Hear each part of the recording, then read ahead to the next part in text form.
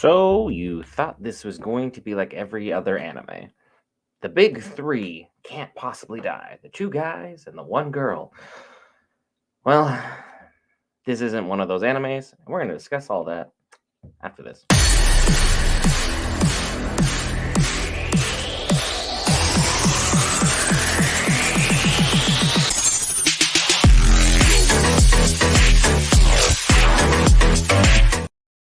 Alright, guys, Brett here back for Geek Friends. We cover all things Marvel, DC, Lord of the Rings, anime, video games, and more. This time we're covering JuJutsu Kaisen Season 2, Episode 19. And well, it was a doozy. I warned you guys early on in the season that this was going to be the bloodiest and messiest arc in all of JuJutsu Kaisen history. And to this point, I feel like I'm fairly validated on that one. As someone who's read the manga, I'm a little bit ahead of where everybody's at. But as where everything is ongoing in this current season, damn, just damn.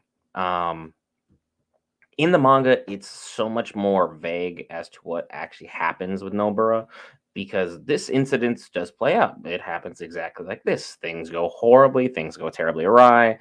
Nobara, for whatever reason, freezes and then gets touched, and then half her face is just messed up beyond belief. And from this moment on, Itadori is forever changed. Having where he's at with everything, he just lost Nanami and he just lost Nobara. And for all he knows, Megami is basically dead because the last time he saw Megami was right as everything was starting to change with Sukuna involving his body. So for everything he knows, Gojo, Nanami, Fushiguro, and Nobara are dead. That's where his mind's at. Everyone he knows, everyone he cares about, everyone who accepted him, brought him into this world, made him feel like he's part of a family. It was a fun, laughing, joking environment. Gone. Dead or missing. So things aren't looking so up for our hero at this moment in time. And now he has to kind of comprehend what's going on here. Mahito just took Nanami, who for all intents and purposes was probably one of the better mentors Yuji could have possibly had, in my opinion, throughout the entire manga. Most level-headed, the most calm, the most logical, basically all the things that Itadori isn't. Itadori is not logical. He just acts first, deals with the consequences later. He's not an idiot per se, like he's not Goku, but he's not bright either, if that makes sense. He's kind of in this weird in between where it's like he's a reasonable human being. He does some things sometimes where like, brilliant, that's smart, makes perfect sense, good on you. Other times you just kind of look at him and be like, dude, what are you doing?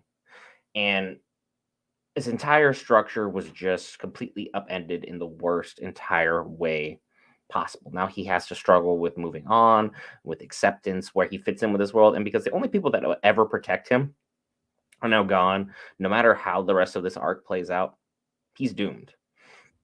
All of the Jujutsu Kaisen sorcery world, regardless if they like him, accept him, or care about him, can no longer be a part of him. His whole friendship group and everyone who said they would die defending him is either dead or missing. That's it. Yuji is in a terrible situation. And now that Mahito has taken out his best mentor and probably his only girl that was a friend left in his life, truly, like they weren't romantic by any means. No one's going to ever get that twisted. But like at the same moment, this is the only person he could rely upon for kind of like advice involving the opposite sex. What's he going to do? Turn to Mai Mai for that conversation? If it's not about money or about her brother, Mai Mai doesn't care about your problems. That's just who Mai Mai is. Mai Mai is give me my money and that's it. Nobara, you could probably have that conversation with. It'll just be a little bit strained because, well, that's who she is. She was a strong, well-written character who was super cool and the fandom really liked. Jujutsu Kaisen knows how to write strong, powerful female leads. It is what it is. There's compelling stories throughout on so many different characters, and there's so much good stuff upcoming for you guys, the viewers. I don't want to spoil too much, but you're going to like what you're going to see moving forward from basically all characters, especially some of the female characters really get a huge shine up from this arc going into the next one. And this arc is easily the bloodiest. There's the most amount of loss, and there's the most heavy set characters that you truly actually had a meaningful, impactful relationship with being swept out from the rug under you because things are just going topsy-turvy and going just everything is swept out directly under from you, and you just kind of have to deal with the pieces as they were. How will Yuji respond now that Mahito is the person who's taking everything valuable from him? we'll have to stay tuned for next week's episode. I know how it goes. I know how I'm sure everyone wants it to go, because at this moment in time, Mahito went from the fun-loving goofball to now you probably hate his guts. Because whether you like Nanami or Nobara, he ended them both.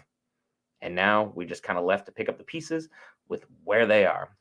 I'm Brett for Geek Variants. Be sure to hit that lovely red subscribe button if you listen to me ramble for 5.5 minutes, because it'd be weird if you just stick around and for that stuff if you didn't. I'm just saying. That being said, we got Invincible coming later on tonight. It'll likely be me and Will for that one, or just myself, depending on Will's schedule. We'll see you guys tonight for Invincible next episode. Peace.